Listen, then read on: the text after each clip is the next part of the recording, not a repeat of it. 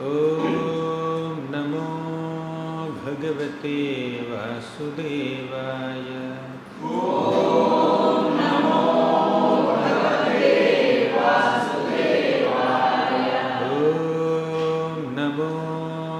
भगवते वासुदेवाय।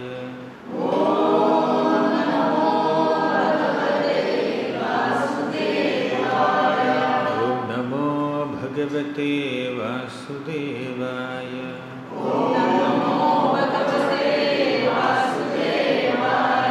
ॐ अज्ञानतिमिरान्धस्य ज्ञानाञ्जनशलाकया चक्षुरुन्मिलितं येन तस्मै श्रीगुरवे नमः।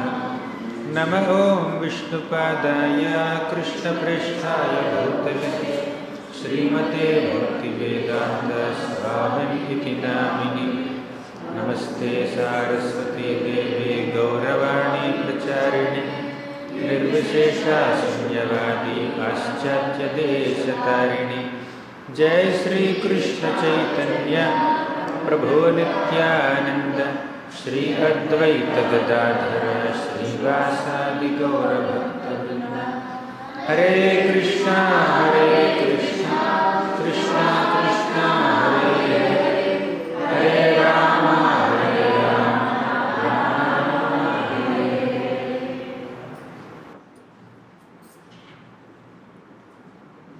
हरे कृष्ण।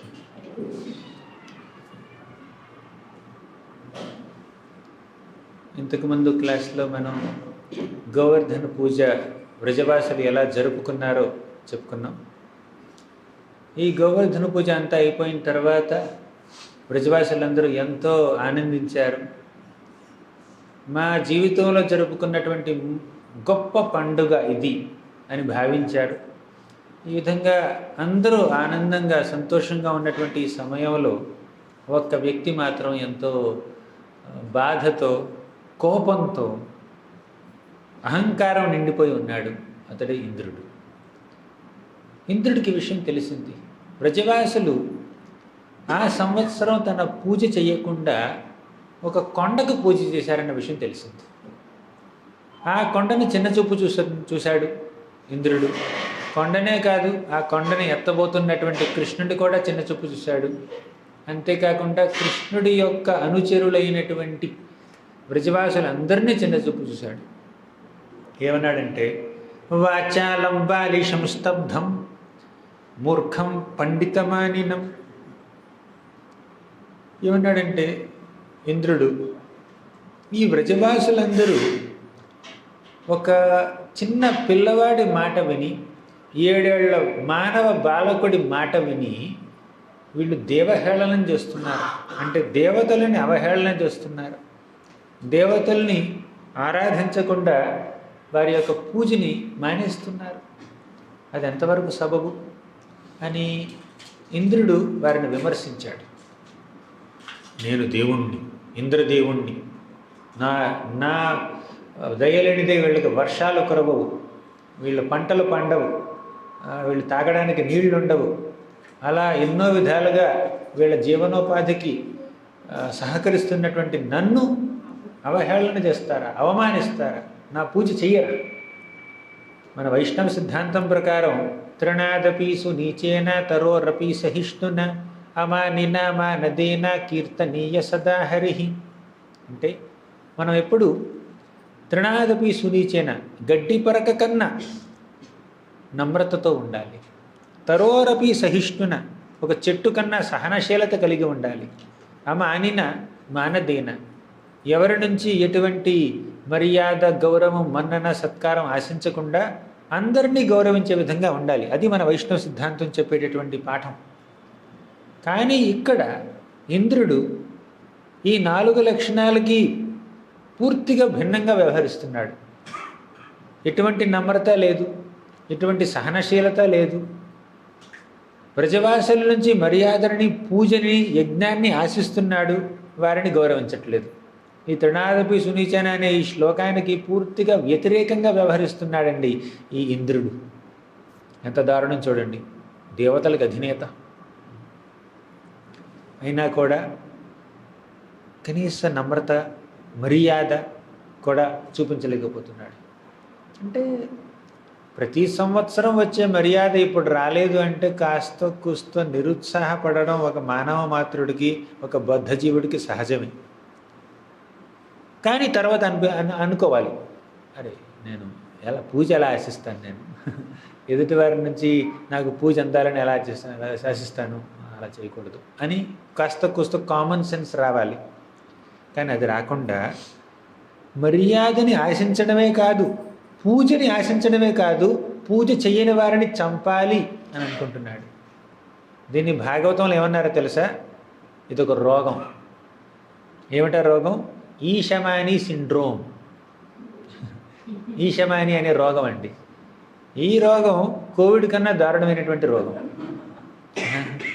ఈ రోగం జ్వరం కన్నా, జలుబు కన్నా, క్యాన్సర్ కన్నా దారుణమైనటువంటి రోగం. అసలు ఈ రోగం ఉండడం వల్లే ఈ బద్ధజీవులందరూ ఈ భౌతిక ప్రపంచంలో ఉంటారు. ఈ రోగం నయమైపోయింది అనుకోండి, మనం ఇక్కడ ఉండాల్సిన అవసరం లేదు, ఆధ్యాత్మిక జగత్తుకు వెళ్ళిపోతాం. నార్మల్ రోగాలు మనల్ని ఇంట్లో కాకుండా హాస్పిటల్లో ఉంచుతాయి. కానీ ఈశమాని అనే ఈ రోగం మనల్ని ఆధ్యాత్మిక జగత్తులో కాకుండా భౌతిక జగత్తులో ఉంచుతుంది. ఇంతకీ ఈశమాని అనే రోగం యొక్క సిమ్టమ్స్ ఏమిటో తెలుసా? నేనే ఈశ్వరుణ్ణి అని అనుకుంటారు వాళ్ళు. ఈశమాని అంటే నేను ఈశ్వరుణ్ణి, అహం భోగి, అహం ఈశ్వర, నేనే నియంతని, నేనే భోక్తని, నేనే అధినేతని, నేనే కర్తని అన్నటువంటి అహంభావం. అది ఈశమాని సిండ్రోమ్ అంటే. ఈశమాని అనే రోగం మనందరిలో రోగం ఉంది. ఓకేనా? మీలో లేదేమో, నాలో ఉంది. మీ గురించి నేను మాట్లాడకూడదు, చాలా పెద్దవాళ్ళు ఉన్నారు ఇక్కడ. బద్ధజీవులందరిలో ఆ రోగం ఉందండి. సాధకుల్లో కూడా ఆ రోగం కాస్త కూస్తో ఉంటుందండి. అంటే భక్తి సాధన చేస్తున్నారు, అయినా కూడా ఈ రోగం పూర్తిగా నయం అవ్వలేదు. అప్పుడప్పుడు సాధన భక్తి చేస్తున్న మనకు కూడా, శ్రవణ కీర్తనాలు చేస్తున్నటువంటి భక్తులకు కూడా అప్పుడప్పుడు నేను గొప్పవాణ్ణి, నేను కర్తని, నేను నేను ఈ పూజకి అర్హుణ్ణి అన్నటువంటి భావన అటువంటి వ్యక్తుల్లో కూడా ఉంటుంది, భక్తుల్లో కూడా ఉంటుంది అప్పుడప్పుడు. ఇంద్రుడు భక్తుడే, బై ద వే. ఇంద్రుడు రాక్షసుడు కాదండి, దేవతల్లో అగ్రగణ్యుడు, భక్తుడు, ఖచ్చితంగా భక్తుడు ఇంద్రుడు. అయినా కూడా మనసులో భావం ఉంది. ఇంద్రుడంతటి గొప్పవాడికే, అంత భక్తుడికే 100 యజ్ఞాలు చేసి ఇంద్ర పదవిని అధిష్ఠించినటువంటి భక్తుడికే ఎంతో నమ్మకస్తుడు అనమాట. అంటే ఇంద్రుడిలో ఆ దక్షత ఉంది కాబట్టి, ఆ పని చేసేటటువంటి ఆ చకచక్యం ఉంది కాబట్టి, టాలెంట్ ఉంది కాబట్టి, స్కిల్ ఉంది కాబట్టి ఇంద్రుడిని ఇంద్ర పదవిలో నియమించాడు భగవంతుడు. అంత గొప్పవాడికే అహంకారం, అహంభావం వస్తే మనమెంత చెప్పండి. మనం ఇంద్రుడి గురించి మాట్లాడుకుంటున్నప్పుడు ఇంద్రుడు విలన్, నేను అలా కాదు అనుకుంటాం. మనం ఏమనుకోవాలో తెలుసా? ఇంద్రుడు చెడ్డవాడు, నేను అలాంటి వాడిని కాదు అనుకోకుండా, ఇంద్రుడిలోని ఇటువంటి చెడ్డ లక్షణాలు ఉంటే నాలో ఇంకెన్ని ఉండేది. కాబట్టి నేను ఇంద్రుడిలా ఉండకూడదు అని మనం భావించాలి. ఇంద్రుడిలో ఈ ఈశమాని అనే రోగం ఉందండి. ఈ రోగాన్ని నయం చేయడానికి కృష్ణుడు కంకణం కట్టుకున్నాడు. కృష్ణుడు డాక్టర్ కూడా, కృష్ణుడు యాక్టర్ కూడా, కృష్ణుడు ఏ పనైనా చేయగలడు, అవలీలగా చేయగలడు. కృష్ణుడు స్పోర్ట్స్ మ్యాన్ కూడా, అవసరమైతే బిజినెస్ మ్యాన్ కూడా అవ్వచ్చు. కృష్ణుడు ఏమైనా చేయగలడు, ఏ పాత్ర అయినా పోషించగలడు కృష్ణుడు. ఇక్కడ కృష్ణుడు డాక్టర్ రూపంలో మన ఇంద్రుడి మనసులో, ఇంద్రుడి హృదయంలో ఉన్నటువంటి ఆ రోగాన్ని నయం చేయడానికి కొంచెం నడుం బిగించాడనమాట. సో ఆ రోగం నయం చేయడంలో ముందు ఏం చేయాలి? ఆ రోగికి నాలో రోగం ఉంది అని అనిపించే విధంగా చెయ్యాలి. ఇప్పుడు ఆ రోగం యొక్క సిమ్టమ్స్ బాగా బయటకు వచ్చేస్తున్నాయి. ముందు రోగికి తెలీదు నాలో రోగం ఉందన్న విషయం. రోగి చుట్టుపక్కల ఉంటారు చూడండి, వాళ్ళకి తెలుస్తుంది సిమ్టమ్స్. ఇప్పుడు ఇంద్రుడు అనబోయే మాటలు అతడిలో రోగం ఎంత సీరియస్ అయిపోయిందో అందరికీ తెలిసే విధంగా చెప్పాయన్నమాట. ఇంద్రుడు ఏమంటున్నాడంటే, వాచాలం బాలిషం స్తబ్ధం అగ్నం పండితమాయనం అని కృష్ణుడిని తిడుతున్నాడండి. 7 ఏళ్ల క్రితం, కృష్ణుడు పుట్టకముందు, అంటే 7 కాదులేండి, ఇంకొన్నేళ్ళు ఎక్కువ, చాలా అతి తక్కువ కాలం క్రితం ఈ బ్రహ్మదేవుడు, దేవతలు, భూమిదేవి, ఇంద్రుడు వీళ్ళందరూ కలిసి క్షీరసాగరానికి వెళ్ళి ప్రార్థించారు.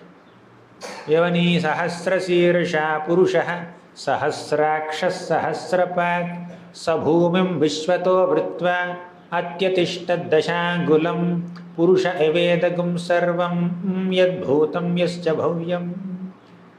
ఇలా అంటూ పురుష సూక్తాన్ని పఠించి వీళ్ళందరూ ప్రార్థించారు. ఏమని? భూభారం పెరిగిపోయింది, భూమి మీద రాక్షస ప్రవృత్తి కలిగినటువంటి రాజులు ఎక్కువైపోయారు, వారి బారి నుంచి భూమిని రక్షించే బాధ్యత నీదే స్వామి, దిగిరా, ఒక మానవ రూపం దాల్చి అవతరించిరా అని మని వేడుకున్నారు. అలా వేడుకున్నటువంటి దేవతల్లో ఇంద్రుడు కూడా కూర్చున్నాడండి. ఈ అందరు దేవతల యొక్క ప్రార్థన మేరకు సాక్షాత్తు భగవంతుడు ఒక మానవ రూపంలో, కృష్ణ రూపంలో ఈ భౌతిక జగత్తుకు వచ్చాడు. అవునా? కానీ భౌతిక జగత్తుకు రాగానే వచ్చింది భగవంతుడే, ఈ 7 ఏళ్ల బాలుడు భగవంతుడే అన్న విషయాన్ని ఇంద్రుడు పూర్తిగా మర్చిపోయాడు. అదే ఈశమాని రోగం అంటే. ఈ రోగం ఇంద్రుడిలో ఉన్న విషయం ఇంద్రుడికి తెలియట్లేదు, కానీ అందరికీ తెలిసిపోతుంది. ఏమంటున్నాడు? వాచాలం అన్నాడు. ఈ కృష్ణుడు 7 ఏళ్ల బాలుడు వాచాలం అంటే టాకిటివ్, మరి ఎక్కువగా వాగుతారనమాట. బాగా వాగే వాళ్ళని వాచాలుడు అంటారు. ఇంద్రుడు కృష్ణుని ఏమంటున్నాడు? వాచాలం అంటున్నాడు.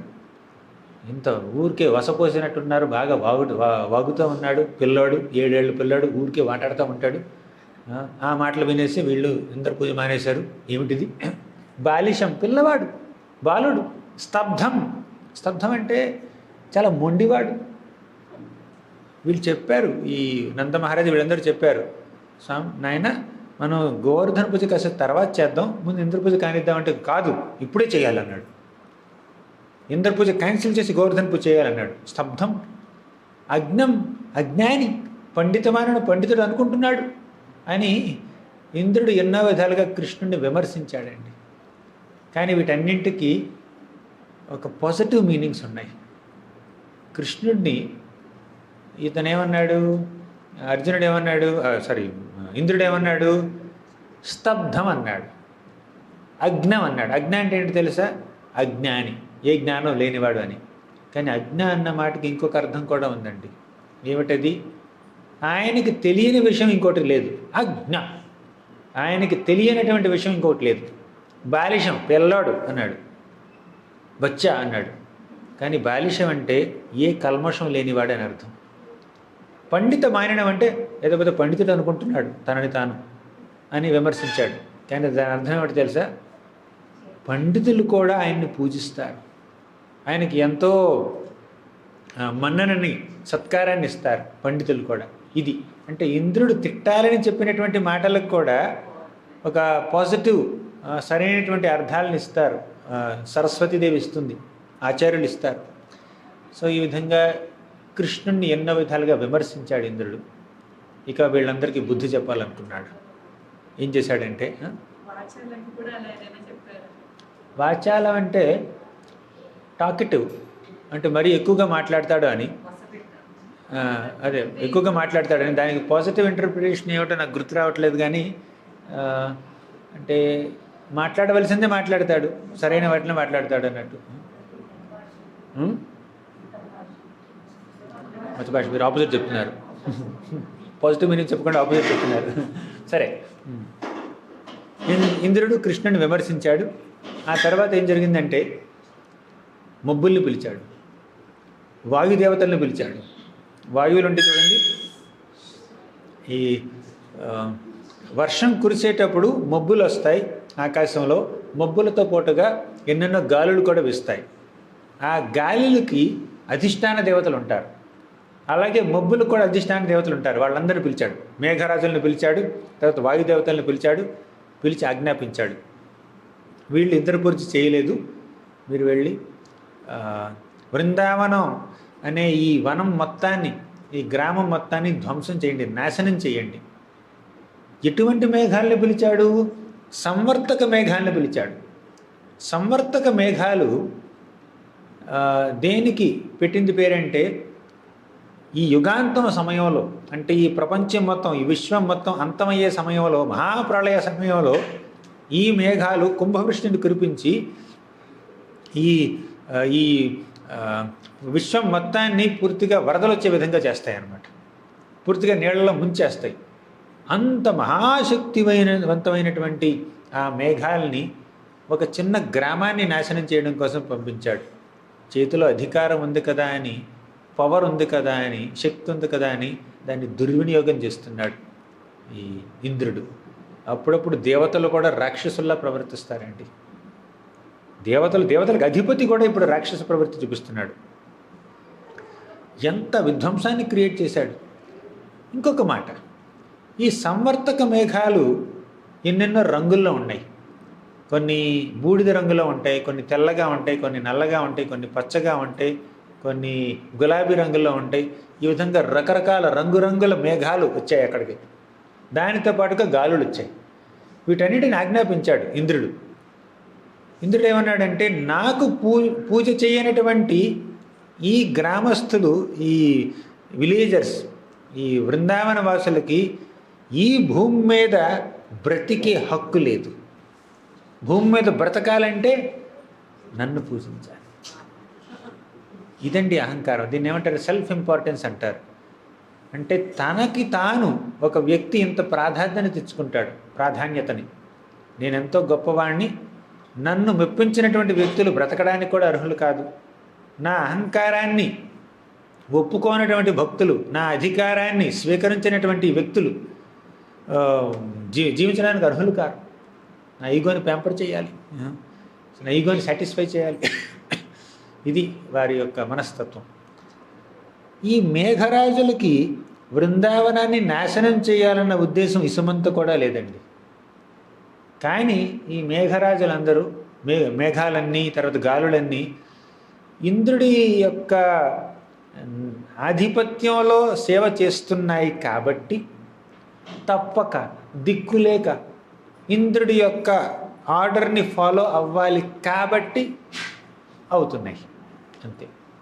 అప్పుడప్పుడు ఒక వ్యక్తికి ఒక చెడ్డ పని చేయాలన్న ఉద్దేశం లేకపోయినా ఆ వ్యక్తి ఒక చెడ్డ మనిషి యొక్క ఆధ్వర్యంలో పనిచేస్తే, చెడ్డ స్వామి యొక్క బంటుగా ఉంటే అప్పుడప్పుడు తప్పుడు పనులు చేయాల్సి వస్తాయి.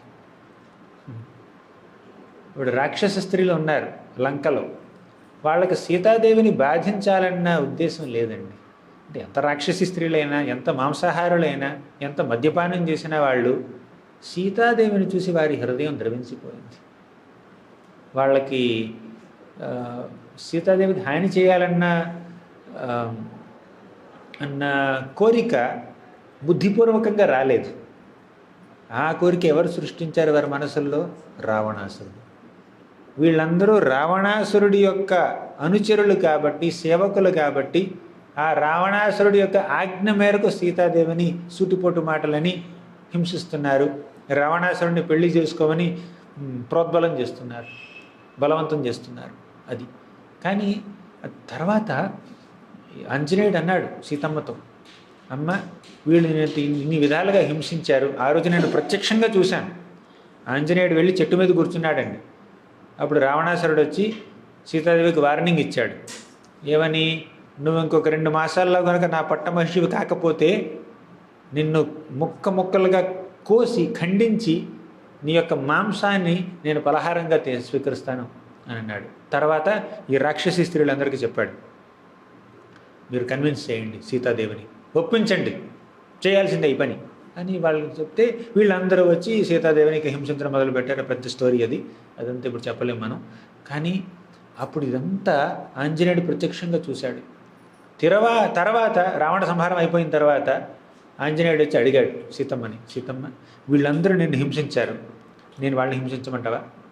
చెప్పు, ఏం చేయమంటావో చెప్పు, వాళ్ళని ఎలా శిక్షించమంటావో చెప్పు అని అన్నాడు. అప్పుడు ఆ సీతాదేవి ఏమిందంటే, వాళ్ళు చేసిన తప్పు వాళ్ళు బుద్ధిపూర్వకంగా స్వయంగా చేసినటువంటి తప్పు కాదు, వాళ్ళ నాయకుడు ఆదేశిస్తే ఈ తప్పు చేశారు వాళ్ళు. తప్పు నాయకుడిది, తప్పు రాజుది, ఈ సేవకులది కాదు. పాపం వాళ్ళు ఏం చేస్తారు? తెలియక చేసినటువంటి తప్పు, తెలిసి చేసినా కూడా కావాలని చేసినటువంటి తప్పు కాదు, వాళ్ళ యొక్క నాయకుడి యొక్క ఆదేశం మేరకు చేశారు. అదేవిధంగా ఇక్కడ కూడా సంవర్తక మేఘాలకు కానీ గొప్ప గొప్ప గాలులు సుడిగాలులకు కానీ బృందావనమనే ఈ గ్రామాన్ని నాశనం చేయాలన్న కోరిక ఇసుమంతైనా లేదండి. కానీ ఇంద్రుడు ఆజ్ఞాపించాడు కాబట్టి, ఇంద్రుడు వారి స్వామి కాబట్టి చెయ్యవలసి వచ్చింది. అందుకే మనం సరైన స్వామిని వెతుక్కోవాలి. మనం ఎవరి కింద పనిచేస్తున్నామో వాళ్ళకి నీతి నిజాయితీ తెలిసి ఉండాలి. నీతి నిజాయితీ విలువలు లేనటువంటి వ్యక్తుల దగ్గర మనం పని చేయవలసి వస్తే అంతకన్నా దుర్భరం ఇంకొకటి ఉండదు. వారిని స్వామిగా స్వీకరించకూడదు. అయితే ఒకటి, ఈ ప్రపంచంలో ముఖ్యంగా కలియుగంలో ఉద్యోగం చేయాల్సి వస్తుంది. మీరు ఎవరి దగ్గర అయితే ఉద్యోగం చేస్తున్నారో వాళ్ళందరూ మహాభక్తులు కాకపోవచ్చు. మహాభక్తులు కాదు కదా, అసలు భక్తి అంటే నమ్మకం కూడా లేకపోవచ్చు. మీరు ఉద్యోగం చేయాలి, డబ్బులు సంపాదించాలి, జీవనోపాధి మీకు కావాలి కాబట్టి అంతవరకు మాత్రమే పెట్టుకోండి వాళ్ళతో సంబంధం, బాంధవ్యం. అంతకుమించి వద్దు. వాళ్ళతో మీరు గుహ్యమాఖ్యాతి పృచ్చతి భుంక్తే భోజయితే అవన్నీ చేయకండి. షడ్విధం ప్రీతి లక్షణం ఉన్నాయి కదా, ఏమిటది? షడ్విధం ప్రీతి లక్షణం దదాతి ప్రతిగృహణాతి గుహ్యమాఖ్యాతి పృచ్చతి భుంక్తే భోజయతే చైవ. ఇవన్నీ వాళ్ళతో చేయకూడదు. మనం హాయ్ హలో అంతే. ప్రొఫెషనల్గా ఎంతవరకు ఉండాలో అంతవరకే ఉండాలి అంతే. వాళ్ళు భక్తులు కాకపోతే వారితో ఎంతో సన్నిహితంగా ఉండడం, స్నేహం చేస్తే మనకున్న కాస్త కూస్త భక్తి కూడా ఎగిరిపోద్ది. ప్రీచింగ్ చేయండి కావాలంటే, వాళ్ళు వింటే, వినకపోతే వదిలేయండి. కానీ వాళ్ళతో మరీ ఎక్కువగా క్లోజ్గా ఉంటే మన భక్తిలో అవరోధం కలగవచ్చు. సరే, అసలు విషయం ఏమిటంటే ఈ ఇంద్రుడిలో ఉన్నటువంటి అహంభావాన్ని సంతృప్తిపరచడం కోసం ఈ మేఘాలు ఎలా గర్జించవలసి వచ్చింది, బృందావనాన్ని నాశనం చేయడానికి ఉద్యుక్తులు కావలసి వచ్చింది. ఈ మేఘాలన్నీ అక్కడికి వెళ్ళాయి. వెళ్తే ఆ మేఘాలు ఒక్కొక్క మేఘం ఒక పెద్ద ఏనుగులా ఉంది. ఈ మేఘాలన్నీ వర్షం ఆకాశంలో ఎలా కనిపిస్తున్నాయంటే ఒక పెద్ద ఏనుగుల గుంపులాగా కనిపిస్తున్నాయి, రంగురంగుల ఏనుగుల గుంపులా కనిపిస్తున్నాయి. ఈ మేఘాలు కుంభవృష్టిని కురిపించాయి. వాన చినుకులు పడట్లేదండి, ఈ వానంతా ఒక పిల్లర్లాగా పడుతుంది. పెద్ద పెద్ద పిల్లర్స్. ఇంత మీరు అప్పుడప్పుడు ఈ బ్రిడ్జ్లు ఉంటాయి చూడండి, మెట్రోలు బ్రిడ్జ్లు ఉంటాయి కదా, అది ఎంత ఉంటుంది మీరు దాన్ని ఆలింగనం చేసుకోలేరు. ఆ పిల్లర్ ఎంత ఉంటుంది, కనీసం దానికి ఒక 3 అడుగులు 4 అడుగులు రేడియస్ ఉంటుంది, 5-6 అడుగులు ఇంతలా ఉంటుంది. ఆ రకంగా పడుతున్నాయండి వాన చినుకులు. వర్షం అలా పడుతుంది. చినుకు పడినా కూడా ఒక్కొక్క చినుకు ఎంత ఉందంటే ఒక పెద్ద ఏనుగు అంత సైజులో ఉంది ఒక్కొక్క చినుకు. ఈ విధంగా వీళ్ళు కుంభవృష్టి కురిపించారు ఇవన్నీ వాన చినుకులన్నీ. ఇవన్నీ ఇంత వర్షం కురుస్తుంటే బృందావన వాసుల యొక్క పరిస్థితి ఏమిటో తెలుసా? అక్కడ ఉన్నటువంటి ఆవులు కానీ, దూడలు కానీ, ఎద్దులు కానీ, గోపికలు కానీ, ఈ గోపబాలకులు కానీ, పురుషులు కానీ, స్త్రీలు కానీ, పెద్దవాళ్ళు కానీ, పిల్లలు కానీ అందరూ ఎంత దారుణమైనటువంటి బాధను అనుభవించారంటే అది వర్ణనాతీతం. ఈ ఆవులు తమ దూడల్ని సంరక్షించుకోవడం కోసం దూడల్ని మెడ కింద ఎలా వేలాడుతుంది చూడండి, పెద్ద స్కిన్, గంగడోలు అంటారు దాన్ని, తెలియదు నాకు. సో దాని కింద సంరక్షించడానికి ప్రయత్నిస్తున్నాయి. వరదలు వచ్చేసింది, ఏది ఎత్తో ఏది పల్లమో తెలియట్లేదు, ఎవరికి ఏ డైరెక్షన్లో వెళ్ళాలో తెలియట్లేదు, వాళ్ళు ఇల్లు మునిగిపోతున్నాయి, వరదలు వచ్చేసినాయి. ఇక వీళ్ళందరూ పరిగెత్తుకుంటూ కృష్ణుడి దగ్గరికి వెళ్ళారు, నందభవనానికి వెళ్ళారు. అక్కడ నందభవనంలో ఈ శ్రీకృష్ణుడు, ఆయనకు అర్థమైపోయింది ఇదంతా ఇంద్రుడు చేసినటువంటి పని అని. వీళ్ళందరూ చెప్పారు, మనం ఇంద్ర పూజ మానేశాము కృష్ణ, ఇప్పుడు ఇంద్రుడు మహాకుంభవృష్టి కురిపించాడు, ఇప్పుడు ఏం చేయాలి, నువ్వే కాపాడాలని అన్నారు. ఇప్పుడు కృష్ణుడి యొక్క ఆజ్ఞ మేరకు మాత్రమే ఈ వ్రజవాసులందరూ ఈ గోవర్ధన పూజ చేశారు, ఇంద్ర పూజను ఆపేశారు. ఇప్పుడు ఇంద్రుడికి కోపం వచ్చి వర్షం కురిపించాడు. అందువల్ల ఈ వ్రజవాసులకి కృష్ణుడి మీద ఉన్నటువంటి నమ్మకం ఇసుమంతైనా తగ్గిందా? తగ్గలేదండి. చాలా ఇంపార్టెంట్ పాయింట్. మీకు ఒక పని చెయ్యాలని లేదు, ఎవరి ప్రోద్బలం వల్ల చేయవలసి వచ్చింది చేశారు, ఆ పని భయంకరంగా విఫలమైపోయింది, ఆ పని మీకు ఒక పెద్ద విపత్తు తీసుకొచ్చి పెట్టింది. అప్పుడు ఎవరైతే ఆ పని చేయమని మీకు రికమెండ్ చేశారో వాళ్ళ మీద ఎంత నమ్మకం ఉంటుంది చెప్పండి, ఎంత విశ్వాసం ఉంటుంది చెప్పండి. వాళ్ళు తిడతారు కదా, అసలు నాకు చేయాలని లేదు, వాడు చెప్తే చేశాను నేను, అందుకే ఈ పరిస్థితి నాకు, వీళ్ళు తిడతారా లేదా? కానీ వ్రజవాసులు ఎవ్వరికీ కృష్ణుడి మీద నమ్మకం పోలేదండి, విశ్వాసం పోలేదు. ఇది చాలా ఇంపార్టెంట్. చాలామంది పూజలు చేస్తూ ఉంటారు, దేవుడికి గుళ్ళకి వెళ్తూ ఉంటారు, ప్రదక్షిణాలు చేస్తూ ఉంటారు, కొబ్బరికాయలు కొడుతూ ఉంటారు, అరటిబళ్ళు పెడుతూ ఉంటారు, సాష్టాంగ దండవతలు చేస్తుంటారు. ఎందుకు? ఫలానా కోరిక తీరాలని, లేదంటే కష్టం తీరాలని. కష్టాలు తీరాలి, కోరికలు తీరాలి, ఇంతే, రెండే వాళ్ళకి. దేవుడు అంటే కష్టాలు తీర్చేవాడు, కోరికలు తీర్చేవాడు. అదే దేవుడి డెఫినేషన్ చాలామందికి, టిపికల్ హిందూ చాలామందికి. కానీ దేవుడు కేవలం కష్టాలు తీర్చేవాడు మాత్రమే కాదండి, కష్టాలు తీరుస్తాడు, కోరికలు కూడా తీరుస్తాడు. కానీ అది డెఫినేషన్ కాదు దేవుడికి. దేవుడి డెఫినేషన్ వేరే ఉంది, చెప్పుకుందాం తర్వాత. కానీ ఎప్పుడైతే భగవంతుడు మన కష్టాలు తీర్చలేదో, అనవసరంగా 108 ప్రదక్షిణాలు చేశాను దండగా, అనవసరంగా 11 కొబ్బరికాయలు కొట్టాను, ఏదో 11 లక్షల 11 కోట్లు ఇచ్చినట్టు. తినే ప్రతి మెతుకు ఆయన వల్లే వచ్చింది, కానీ అనవసరంగా 11 కొబ్బరికాయలు కొట్టాను నేను దండగా. అసలు దేవుడే లేడు, ఈ దేవుడిని నమ్మకూడదు. వేరే దేవుడు ఏమైనా ఉన్నాడు మార్కెట్లో, ఆ దేవుడి దగ్గరికి వెళ్దాం. వేరే తాయితీలు ఏమైనా ఉన్నాయా, వేరే రక్షరేఖలు ఏమైనా కట్టుకుందాం. అంతే, కవచాలని రక్షరేఖలని తాయితీలను కట్టుకుంటారు, కాళ్ళకు కట్టుకుంటారు, చేతులకు కట్టుకుంటారు, మెడకు కట్టుకుంటారు. ఈ అంత కోరికలు తీరాలని, కష్టాలు తీరాలని. కష్టాలు తీరకపోతే, కోరికలు తీరకపోతే దేవుడు లేడు, ఆ దేవుడికి పవర్ లేదు, కొత్త దేవుడిని వెతకండి, ఈ దేవత కాకపోతే ఆ దేవత, ఇలా మారుస్తూ ఉంటారండి. కానీ బ్రజవాసులకి ఎన్ని కష్టాలు వచ్చాయి. ఇంకా చెప్పాలంటే కేవలం గోవర్ధన పూజ సందర్భంలోనే కాదండి, అసలు కృష్ణుడు పుట్టిన వెంటనే పోతన వచ్చింది. 6 రోజుల్లో కృష్ణుడు 3 నెలల వయసులోనే శకటాసురుడు వచ్చాడు, 1 సంవత్సరం వయసులోనే తృణావర్తుడు వచ్చాడు. ఇక కృష్ణుడు అడవికి వెళ్ళడం ప్రారంభిస్తే ప్రతిరోజు ఏదో ఒక రాక్షసుడు వచ్చి ఈ బృందావనంలో ఉన్నటువంటి సస్యశ్యామల ప్రదేశాన్ని, ప్రశాంతమైనటువంటి ప్రదేశాన్ని పూర్తిగా డిస్టర్బ్ చేస్తున్నారండి ఈ రాక్షసులందరూ వచ్చి.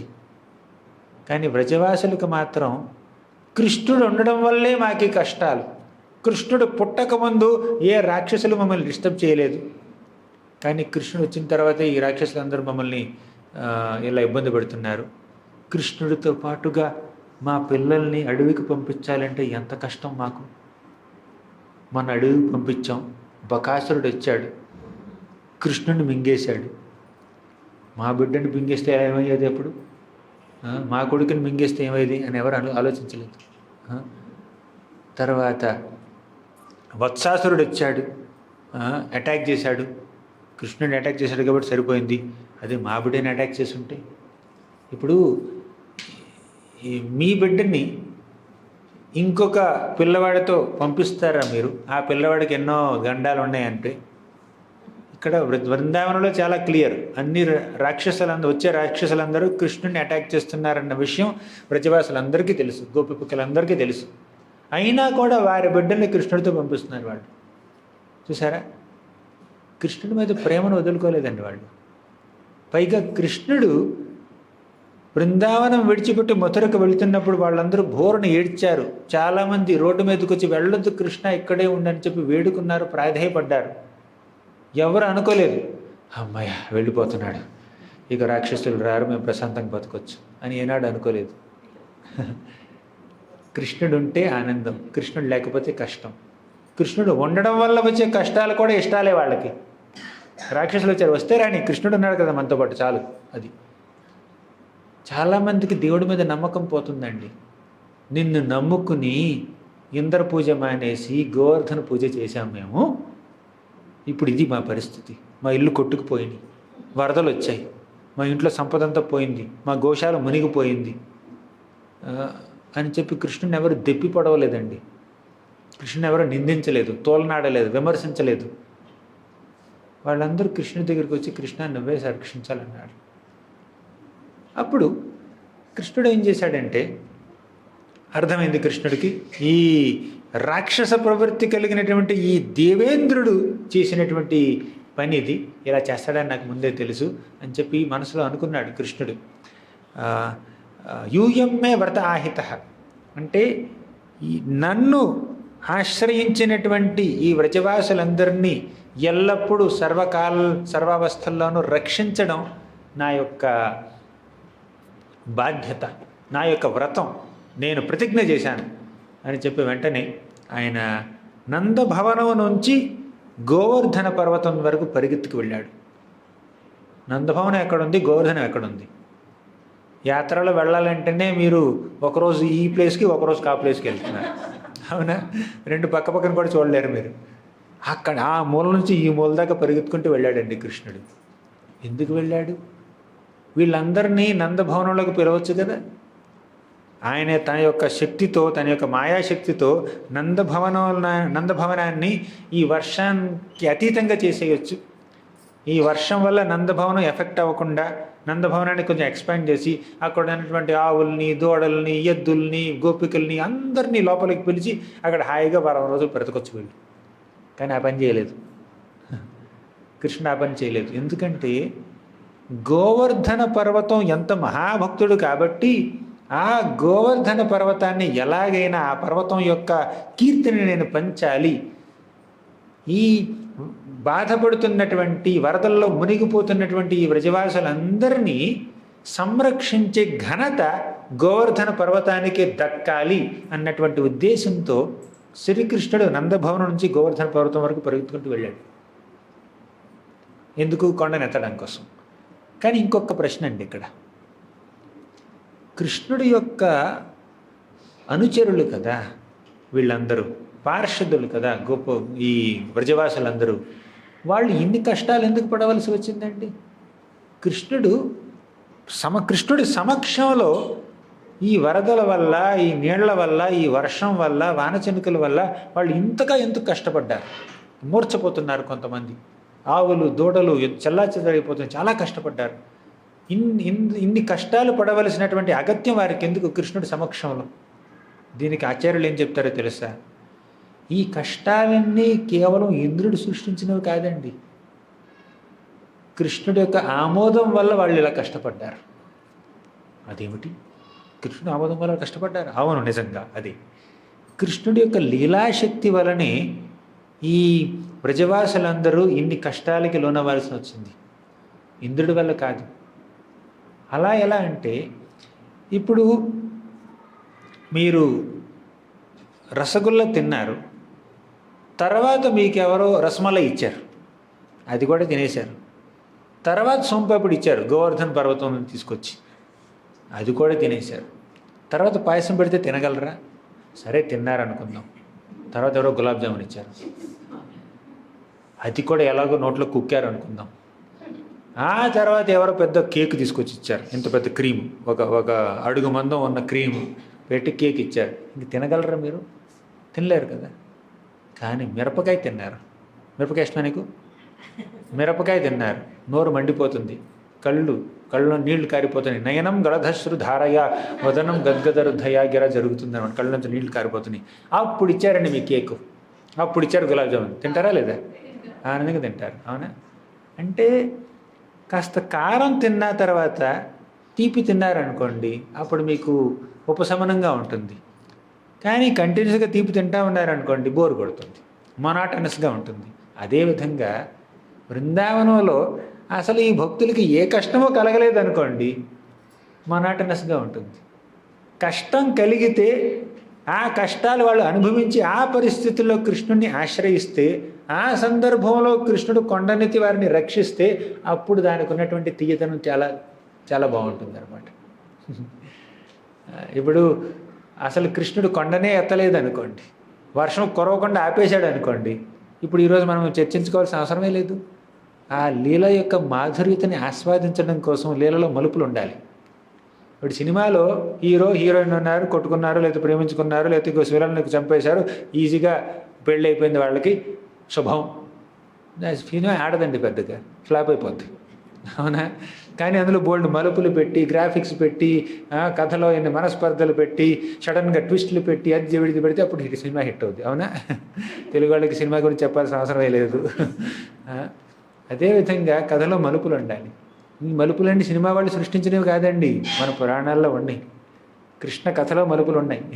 అక్కడ ఉన్నటువంటి గొప్ప గొప్ప కృష్ణుడి యొక్క అవతారాలు చేసినటువంటి లీలల్లో ఎన్ని మలుపులు ఉన్నాయి, మానవులు ఎవరు ఊహించలేరు ఈ మలుపుల్ని. అవునా? సో కృష్ణుడు యొక్క లీలాశక్తి ఇన్ని కష్టాల్ని సృష్టించి ఈ వ్రజవాసుల్ని ఆ కష్టాలు అనుభవించే విధంగా చేసి ఆ కష్టాల్ని తీర్చడానికి భగవంతుడు వచ్చాడు అనుకోండి, అప్పుడు ఆ లీల యొక్క తీయదనం చాలా పెరిగిపోతుంది, మాధుర్యత పెరిగిపోతుంది. అందుకే కృష్ణుడు గోవర్ధనగిరిని ఎత్తినప్పుడు వీళ్ళందరూ, ఈ వ్రజవాసులందరూ ఎంతో ఆనందించారు. ఆ కృష్ణుడి యొక్క గోవర్ధన గిరిధారి అనేటటువంటి ఆ దివ్యమంగళ విగ్రహాన్ని చూడడానికి 1000 కళ్ళు చాలవండి. ఆ విగ్రహం అలా కనపడాలి అంటే, ఆ భగవంతుడు ఆ గోవర్ధనగిరిని ఎత్తాలి అంటే ఈ కుంభవృష్టి కురవాల్సిందే, వాళ్ళు బాధపడాల్సిందే. ఆ బాధ నుంచి ఉపశమనం కలగాలి. అసలు బాధే లేదు, ఉపశమనమే లేదు, ట్విస్టే లేదు, ఇంకా ప్రాబ్లమే లేదు, సొల్యూషనే లేదంటే ఇంకా ప్లెయిన్గా ఉంటుంది. మనం బ్రహ్మజ్యోతిలో లేము కదా. బ్రహ్మజ్యోతి అంటే అంత ప్లెయిన్, నో ట్విస్టులు. అందులో ట్విస్టులు లేవన్నాడు, శాంతి అంతే, ప్రశాంతత కాదు, కొంచెం అలజడి ఉండాలి, అలజడిని తగ్గించాలి, అప్పుడు కొంచెం ఆనందం కలుగుతుంది అనమాట, ఉత్సాహం వస్తుంది. అది డ్రామా ఉండాలి. కృష్ణుడు అనుకున్నాడు, వీళ్ళందరినీ సంరక్షించడం నా యొక్క బాధ్యత. కృష్ణో రక్షతు నో జగత్రయ గురో కృష్ణం నమధ్వంసద కృష్ణేనాఖిల శత్రవో వినిహతాః కృష్ణాయ తస్మై నమః. కృష్ణాదేవ సముత్థితం జగదిదం కృష్ణస్య దాసోస్మ్యహం కృష్ణే తిష్ఠతి విశ్వమేతదఖిలం హే కృష్ణ రక్షస్వ మాం.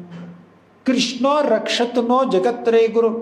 ఆ శ్రీకృష్ణుడే ఈ ముల్లోకాల్లో ఉన్నటువంటి భక్తుల్ని రక్షించగలిగేవాడు. పొద్దున భాగవతంలో ఒక శ్లోకం చెప్పుకున్నాం. భక్తాపాయ భుజాంగగారుడమణి త్రైలోక్య రక్షామణి గోపీలోచన చాతకాంబుదమణి సౌందర్యముద్రామణి యః కాంతామణి రుక్మిణి ఘనకుచా ద్వంద్వైకభూషామణి శ్రేయో దేవశిఖామణిర్దిశతు నో గోపాల చూడామణి. ఇందులో మొదటి లైన్, పొద్దున మనం 3వ లైన్ చెప్పుకున్నాం, ఆ క్లాస్లో అది సందర్భం. ఇప్పుడు మొదటి లైన్ చెప్పుకోవాలి.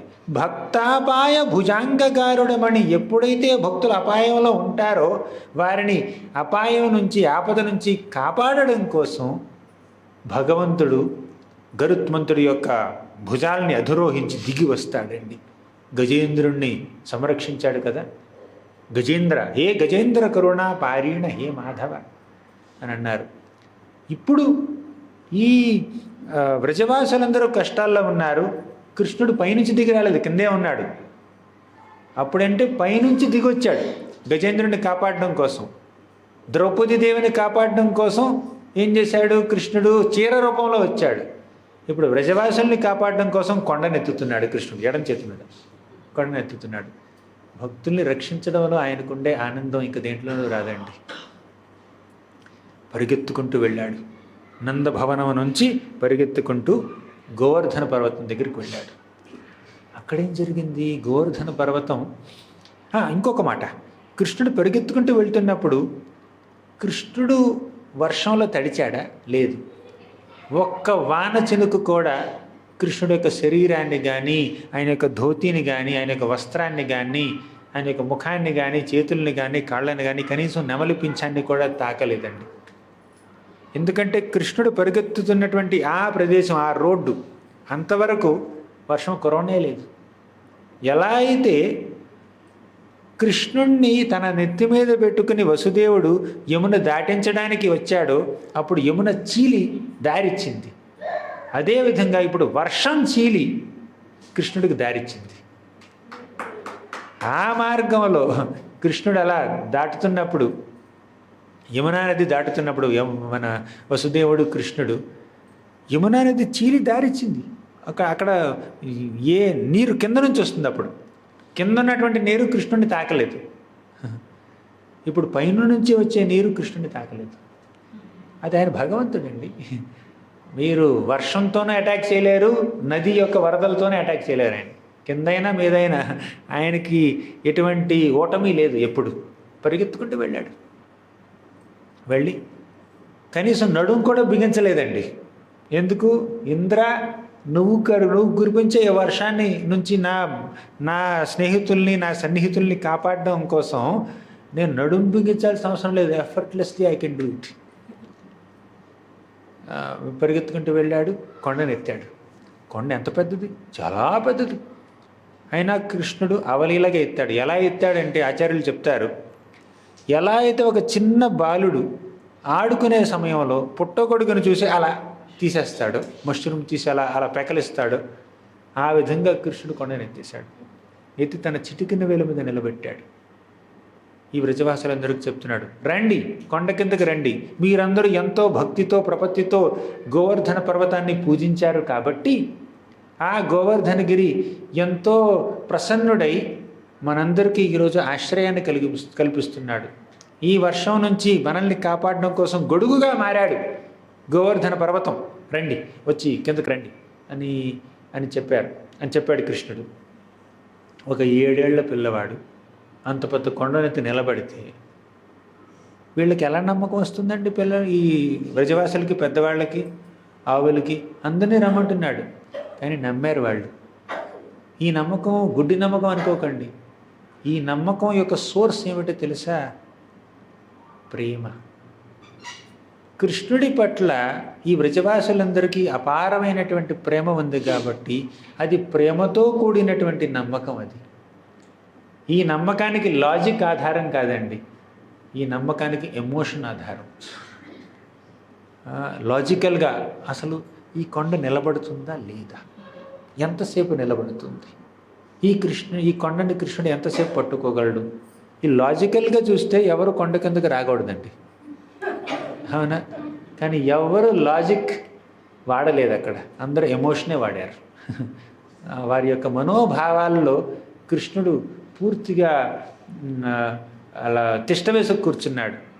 కృష్ణుడు రమ్మంటున్నాడు. అసలు ఇంకా చెప్పాలంటే వారిని వారు ఒక వర్షం బారి నుంచి కాపాడుకోవడానికి గోవర్ధన పర్వతం కిందకి వెళ్ళలేదు, కృష్ణుడిని చూడడం కోసం వెళ్ళారు. కృష్ణుడి యొక్క సాన్నిహిత్యంలో ఉండడం కోసం వెళ్ళారు. కృష్ణుడిని 7 ఏళ్ల నుంచి చూస్తూ ఉన్న ప్రతి క్షణం చూస్తూనే ఉండాలన్నటువంటి కోరిక వాళ్ళకి. ఒక్క క్షణం కూడా వాళ్ళు చూడకుండా ఉండలేరు కృష్ణుణ్ణి. రెప్పపాటు కాలంలో కొన్ని యుగాల విరహాన్ని అనుభవిస్తారు వాళ్ళు, ముఖ్యంగా గోపికలు. ఇప్పుడు కృష్ణుడు పిలుస్తున్నాడు, రండి రండి రండి అని. కృష్ణుడు చూడడానికి ఎంతో వివిళ్ళూరుతున్నారు వీళ్ళు, పరిగెత్తుకుంటూ వెళ్ళారు కృష్ణుడు చూడడం కోసం, ఆయనతో ఉండడం కోసం. ఎవరు ఆపగలరు చెప్పండి? మనసులో ఉన్నటువంటి ఆ ప్రేమ అనే వేగానికి వీళ్ళందరూ బానిసలు. ఆ కృష్ణుడు యొక్క మాధుర్యానికి వీళ్ళందరూ ఆస్వాదకులు. ఇక వారిని ఎవరు ఆపలేరు. పరిగెత్తుకుంటూ వెళ్ళారు కృష్ణుడి దగ్గరికి. ముందుగా కృష్ణుడు, అమ్మా యశోదామాత రా, వచ్చి గొడుగు కింద నిలబడు, వర్షంలో తడిసిపోతున్నామంటే యశోదామాత వెళ్ళింది. తరువాత నందమహారాజును పిలిచాడు. ఎందుకలా? ఏమన్నా పార్షియాలిటీనా? లేదండి. వాత్సల్య ప్రేమలో టాప్ ర్యాంకర్ ఎవరంటే యశోదామాత. ఆవిడికి కృష్ణుడి పట్ల ఉన్నటువంటి ప్రేమ నందమహారాజుకు ఉన్నటువంటి ప్రేమ కన్నా ఇసుమంత ఎక్కువే ఉంది. ఆవిడికి ఫస్ట్ ర్యాంక్ వస్తుందన్నమాట. అంటే నందమహారాజు ప్రేమను ఏమాత్రం తక్కువ చేసి చూడట్లేదు, కానీ యశోదామాత యొక్క ప్రేమ కొంచెం ఒక మెట్టు ఎక్కువ అనమాట నందమహారాజు కన్నా. పైగా తల్లి కదా, తల్లిని ముందుగా ఓదార్చాలి. తండ్రి అప్పుడప్పుడు లాజిక్ వాడచ్చు, కానీ తల్లి ఎప్పుడు ఎమోషనే వాడుతుంది. సో వెంటనే పిలిచాడు. యశోదామాత వచ్చింది, అందరూ వచ్చేసారు, లోపలికి వచ్చేసారు. పూర్తి నమ్మకంతో వచ్చారు. కొండ నా నెత్తి మీద పడుతుందా ఏమా అటువంటి అనుమానం ఎవరికీ లేదు. కొండనెత్తాడు, 7 ఏళ్ల పిల్లాడు కూర్చున్నాడు అక్కడ, ఎవరు వస్తారు చెప్పండి? కానీ వచ్చేసారు వాళ్ళు. కృష్ణుడు అలా కొండ పెకలిస్తున్నప్పుడు, ఎత్తినప్పుడు ఆ కొండ కింద భాగంలో, మధ్య భాగంలో నుంచి ఒక చిన్న రాయి, యాక్చువల్లీ పెద్ద రాయి, అలా డిస్కనెక్ట్ అయిందండి. ఇప్పుడు కృష్ణుడు ఆ రాతి మీద నిలబడ్డాడు. కొంచెం చిన్న రాతి మీద నిలబడి కొండను పట్టుకున్నాడు అనమాట. అంటే ఆయనకు ఒక స్టేజ్, అందరికీ దర్శనం రావాలి కదా. మీరు గుళ్ళో విగ్రహాలు మీరు ఏ నేల మీద ఏ లెవెల్లో నిలబడ్డారో అదే లెవెల్లో ఉండవు కదా. కొంచెం ఆల్టర్ కొంచెం ఎత్తు ఉంటుంది, 2 అడుగులు 3 అడుగులు 4 అడుగులు ఎత్తు ఉండాలి. సో కృష్ణుడు కూడా కొంచెం అలా ఎత్తులో నిలబడ్డాడు అందరికి కనపడడం కోసం. పైకి 7 ఏళ్ల పిల్లాడు కదా, ఇలా ఎత్తు పట్టుకుంటే ఈ పెద్దవాళ్ళు అందరూ నెత్తికి తగులుద్ది అనమాట గోవర్ధనం. కొంచెం కృష్ణుడు కొంచెం పైనే ఉండాలి. అలా పైనెత్తి పైన ఆయన కొండ గోవర్ధన యొక్క శిల మీద ఆయన నిలబడి గోవర్ధన పర్వతాన్ని పట్టుకున్నాడు. వీళ్ళందరూ లోపలికి వచ్చారు. ఈ వ్రజవాసులందరినీ కాపాడే ఘనత గోవర్ధన పర్వతానికే దక్కాలన్నటువంటి ఉద్దేశంతో శ్రీకృష్ణుడు ఈ వ్రజవాసుల్ని ఏ విధంగానూ రక్షించాలనుకోలేదు. కేవలం గోవర్ధన పర్వతాన్ని ఎత్తి మాత్రమే రక్షిస్తాను, ఇంకా ఏ రకంగానూ రక్షించను వాళ్ళని, గోవర్ధన పర్వతానికి ఆ ఘనత దక్కాలి అని అనుకున్నాడు. సరే, వీళ్ళందరూ కిందకు వచ్చారు. అంటే వర్షం బారి నుంచి కాపాడినట్టేనా కృష్ణుడు? కాదే. ఇప్పుడు పైనుంచి వర్షం వాళ్ళ మీద పడట్లేదు, కానీ కింద నుంచి వరద నీరు సంగతి ఏమిటండి? వరద నీరు వచ్చేస్తుంది కదా, వాళ్ళ కిందకు వచ్చేస్తుంది కదా. మీరు గొడుగేసుకుంటే పైనుంచి వచ్చే వర్షం నుంచి కాపాడుకోగలరు, కింద నీరు పారుతూ ఉంటే అక్కడెలా, అదెలా? అందుకని కృష్ణుడు ఏం చేశాడంటే గోవర్ధన పర్వతాన్ని అలా ఎత్తినప్పుడు గోవర్ధన పర్వతం మీద ఉన్నటువంటి పెద్ద పెద్ద రాళ్ళు, బండరాళ్ళు, ముఖ్యంగా మట్టి ముద్దలు అలా కింద పడి ఈ పర్వతం చుట్టూ ఒక పెద్ద ప్రహరీ గోడలా కట్టాయండి. దానివల్ల వరద నీళ్ళు లోపలికి రాలేదు. అయినా ఎక్స్ట్రా ప్రొటెక్షన్ కోసం కృష్ణుడు ఏం చేశాడు తెలుసా? ఆదిశేషుడిని పిలిచాడు, అనంతశేషుడిని పిలిచాడు. పిలిచి అనంతశేషుడు ఏం చేశాడంటే తన యొక్క పడగలతో, తన యొక్క శరీరంతో, కాయిల్స్తో పూర్తిగా చుట్టేశాడు. ఒక పెద్ద గోడని క్రియేట్ చేశాడనమాట అనంతశేషుడు. ఈ విధంగా ఈ గోవర్ధన పర్వతం కింద ఉన్నటువంటి ఆ గుహలాంటి ఆ ప్రదేశం పూర్తిగా ప్యాక్ అయిపోయిందనమాట. లోపల వెలుతురు ఎలా వస్తుంది? ఒకసారి బృందావనంలో ఈ క్లాస్ ఇచ్చాం కదా మనం, వాడు వల్లభ ఏమన్నాడంటే విండో వల్లభని చిన్నపిల్లాడు అన్నాడండి. నేను వెలుతురు ఎలా వస్తుందని అడిగితే విండో ఉంది అక్కడ అన్నాడు.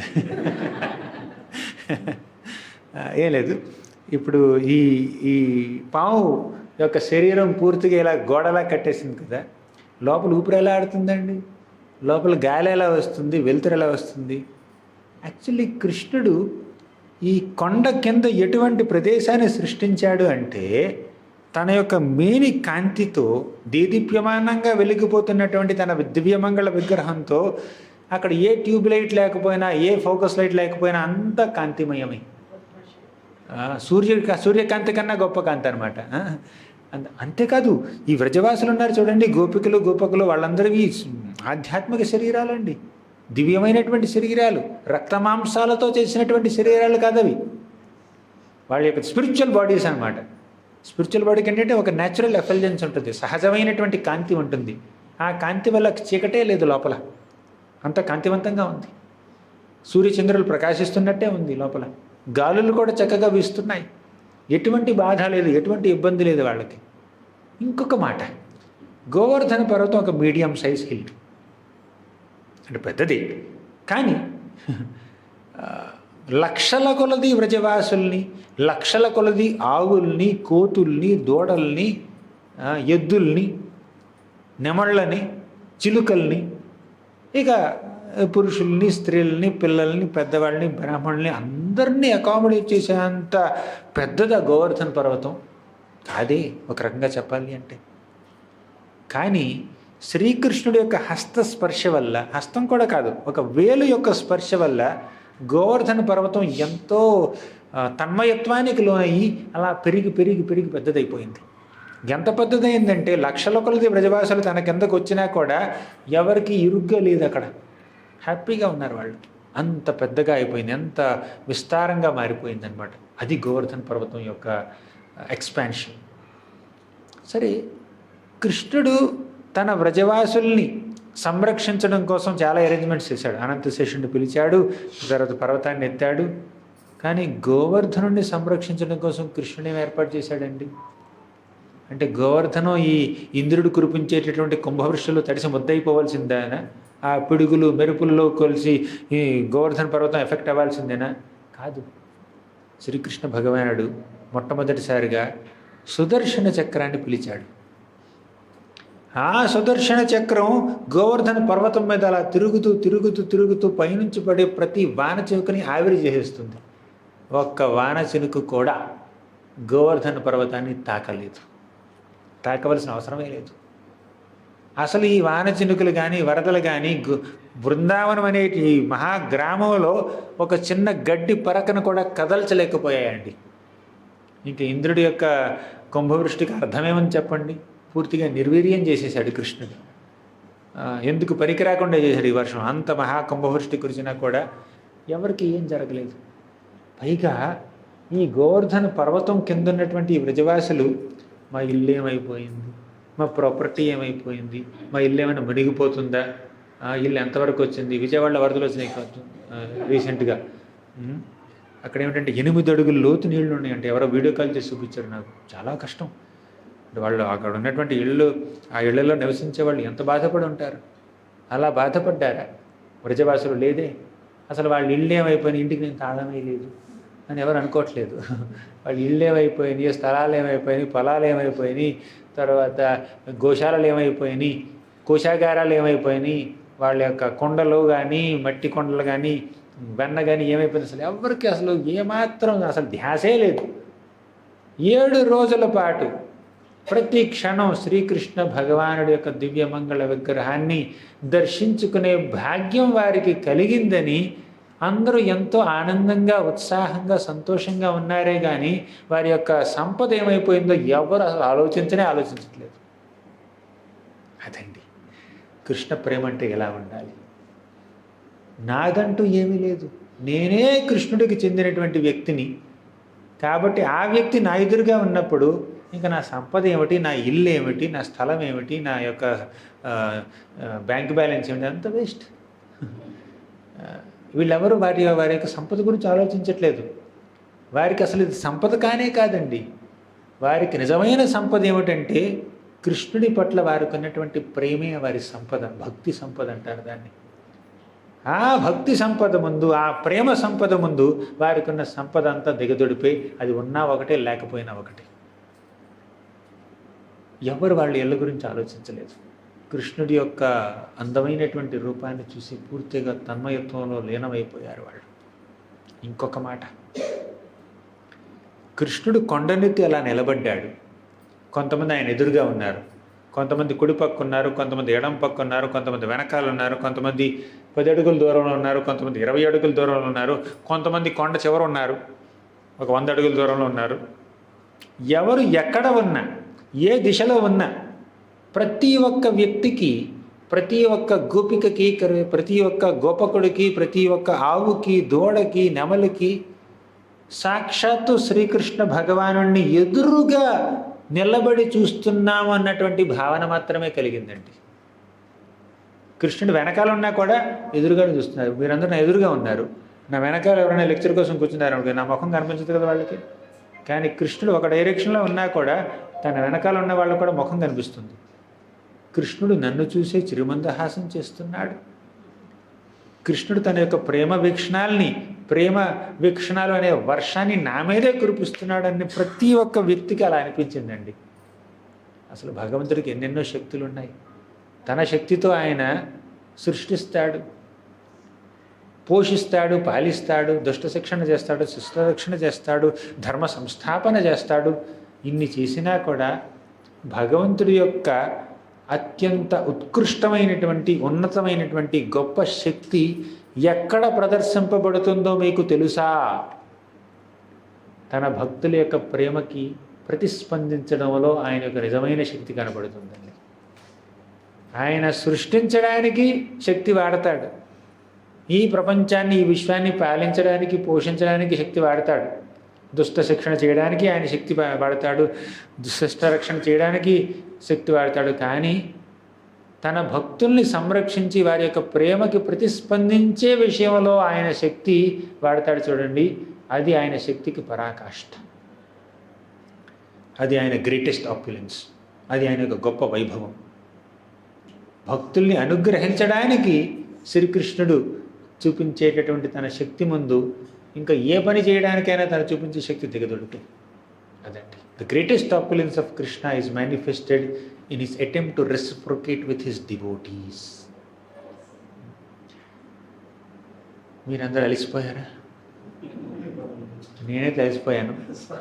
ఇది 5వ క్లాస్ నాది ఈరోజు. కానీ మీకు ఓకే చెప్తాను నేను, లేదంటే రేపు చెప్పుకుందాం. You didn't go for yatra, but they went for yatra. They went to all 7 temples and they were so tired. Should we go? What's the time now? 7:30. You tell me. More than 1 hour we discussed.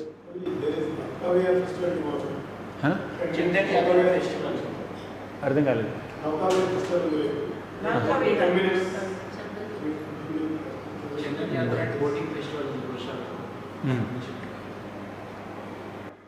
Chandan యాత్ర అంటే ఇది వర్షాకాలం కాబట్టి, ఎండాకాలం కాబట్టి భగవంతుడి యొక్క శరీరం చాలా హీట్ ఉంటుంది కాబట్టి చందనం అప్లై చేస్తారు. ఇదంతా ఎప్పుడు జరిగింది? గోపాల్జీ, గోవర్ధన్ పర్వతం మీద ఉన్నటువంటి గోపాల్జీ అనే విగ్రహం మాధవేంద్రపురి యొక్క కలలో కనపడి, నా యొక్క శరీరం చాలా వేడిగా ఉంది, మీరు చందనాన్ని అద్దాలని అంటే మాధవేంద్రపురి జగన్నాథ్పురి వెళ్ళి అక్కడి నుంచి చందనం తీసుకొచ్చినటువంటి సందర్భం అనమాట. సో అప్పటి నుంచి చందన యాత్ర చేస్తాం మనం. తర్వాత నౌకా విహారం అంటారా, శ్రీకృష్ణ భగవానుడు గోపికలతో ఎన్నెన్నో లీలలు చేస్తాడు, అందులో నౌకా విహారం ఒకటి. కొన్ని లీలలు సాధక భక్తులకి అతీతం అన్నమాట. వారు చర్చించుకోదగినటువంటి లీలలు కావి. వారు ఆత్మ గురించి, శరీరం గురించి, సాధన భక్తి గురించి ఎక్కువ మాట్లాడుకోవాలి. కానీ రాధాకృష్ణుల యొక్క నౌకా విహారాన్ని జరుపుకోవచ్చు, కానీ ఆ లీలల గురించి చర్చించుకోవడానికి ఒక అర్హత కావాలి, ఒక పవిత్రత కావాలి మనసులో. అది నాలో లేదు. కాబట్టి ఇటువంటి లీలలు నాకు ఎక్కువ తెలియదు కూడా, తెలిసినవి కూడా చర్చించేంత అర్హత నాకు లేదు. కాబట్టి నేను దాంట్లోకి వెళ్ళను నేను. ఓకే, ఇంకా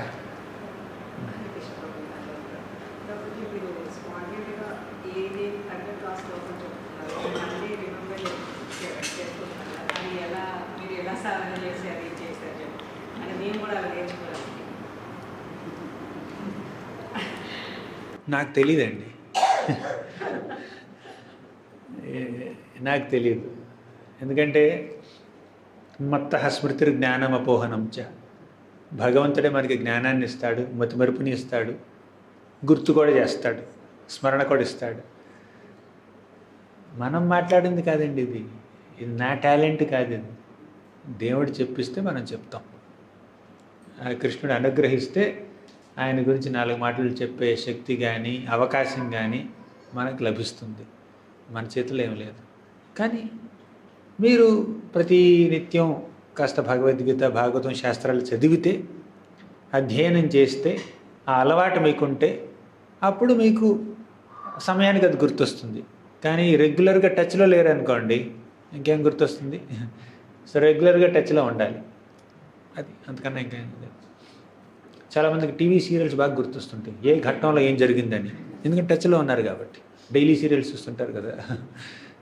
మనం రెగ్యులర్గా టచ్లో ఉంటే గుర్తొచ్చేస్తుంటాయి. అది సినిమా కావచ్చు, సీరియల్ కావచ్చు, శాస్త్రం కావచ్చు. ఇంకా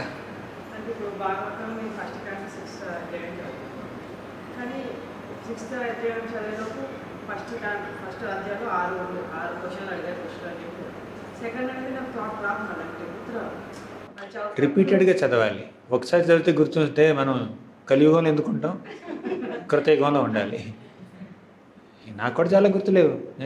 నేను కనీసం 10-15 సార్లు 20 సార్లు చదువుంటాను, చెప్పుంటాను, రాసి ఉంటాను. బట్ నాకు చాలా గుర్తులేవు. ఇంకొకటి ఏమిటంటే చదివినవన్నీ గుర్తుంచుకోవాల్సిన అవసరం కూడా లేదు. మన మనసుకి ఏది హత్తుకుంటుందో, మన ఆధ్యాత్మిక జీవనంలో ఏది మనకి స్ఫూర్తినిస్తుందో అది ఆటోమేటిక్గా గుర్తుండిపోతుంది, మనతో ఉండిపోతుంది. అన్నీ గుర్తుపెట్టుకోవాల్సిన అవసరం కూడా లేదు. ఇప్పుడు మన రాధాశ్యామ్ సుందర్ దర్శనం చూసారా మీరు? డ్రెస్ కలర్ ఏంటి? 2 రోజులు అయింది. డ్రెస్ కలర్ క్లియర్గా గుర్తులేదు. కానీ ఆ రోజు దర్శనం చేసుకున్నారు, మీరు ఆయన్ని చూశారు, ఆయన మిమ్మల్ని చూశాడు. ఎంత ఆధ్యాత్మిక పురోగతి లభించాలో అంత లభించేసింది మీకు ఆ దర్శనం వల్ల. ఇప్పుడు 2 రోజుల్లో మీరు మెల్లిగా గుర్తు తెచ్చుకోవడానికి ప్రయత్నిస్తున్నారు. రైట్ ఆన్సర్ కూడా చెప్పొచ్చు. ఒక 20 రోజుల తర్వాత గుర్తుంటుందా? వచ్చే సంవత్సరం గుర్తుంటుందా? 10 ఏళ్ళ తర్వాత గుర్తుంటుందా? కానీ ఈరోజు మీరు తీసుకున్నటువంటి దర్శనం ఖచ్చితంగా మీ మనసుని ప్రభావితం చేసింది. దానివల్ల మీకు కాస్త కూస్త ఆధ్యాత్మిక పురోగతి లభించింది. అది ఎక్కడికి పోదండి. అదేవిధంగా మీరు భాగవతం చదువుతున్నారు, భగవద్గీత చదువుతున్నారు, అది మీకు గుర్తున్నా గుర్తుండకపోయినా అలా చదవడం వల్ల మీరు కృష్ణుడితో, ఒక గ్రంథ రూపంలో ఉన్నటువంటి కృష్ణుడితో 1 గంట 2 గంటల్లో మీరు సమయాన్ని గడిపారు. దానివల్ల ఆధ్యాత్మిక పురోగతి మీకు లభించింది. అది ఎక్కడికి పోదండి. సో మెమరీ అండ్ రీకాల్ అనేవి శాస్త్ర అధ్యయనంలో ఒక చిన్న చిన్న భాగాలు మాత్రమే. కొంతమందికి జ్ఞాపక శక్తి ఉంటుంది, కొంతమందికి జ్ఞాపకశక్తి ఉండదు. కానీ ప్రేమ ఉండాలి. జ్ఞాపక శక్తి ఉంటే సరిపోదుగా. మెమరీ కాదు కావాల్సింది, లవ్. అది ఇంకా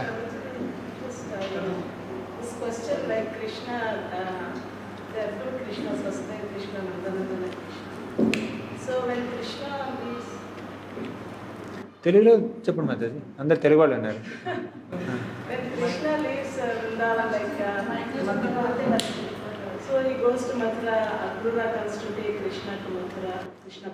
తెలుగులో అడుగుతారండి, కష్టం. చెప్పండి. ఏమంటే అక్రూరుడు వచ్చారు కదా తీసుకుని వెళ్ళడానికి కృష్ణ బలరాముని Mathura on the order of Kamsa. So అప్పుడు వెళ్ళేటప్పుడు అంటే కృష్ణ నెవర్ లీవ్స్ వృందావన్ అంటారు.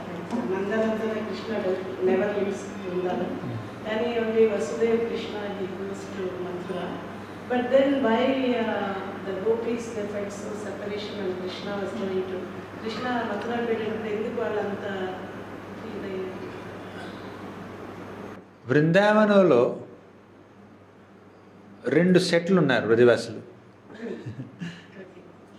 ఒక సెట్ ఏమిటంటే they are experiencing union with Krishna, అంటే వాళ్ళు కృష్ణుడితో పాటు కలిసి ఉన్నారు. కృష్ణుడి యొక్క సాంగత్యాన్ని చక్కగా ఆస్వాదిస్తున్నారు, అనుభవిస్తున్నారు.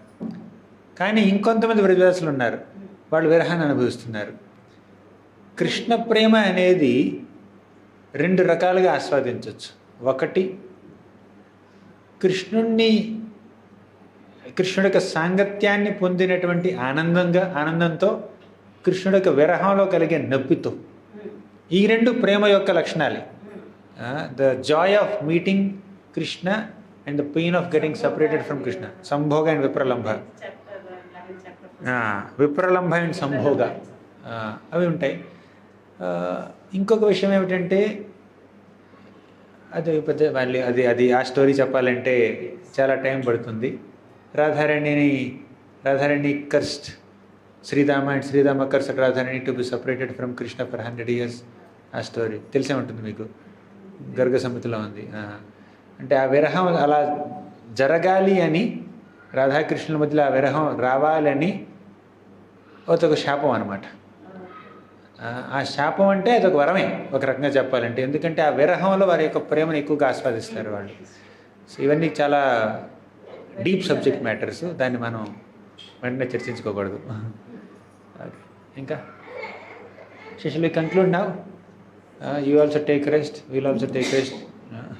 Thank you very much. Granthara Srimad Bhagavatam ki jai, Srila Prabhupada ki jai.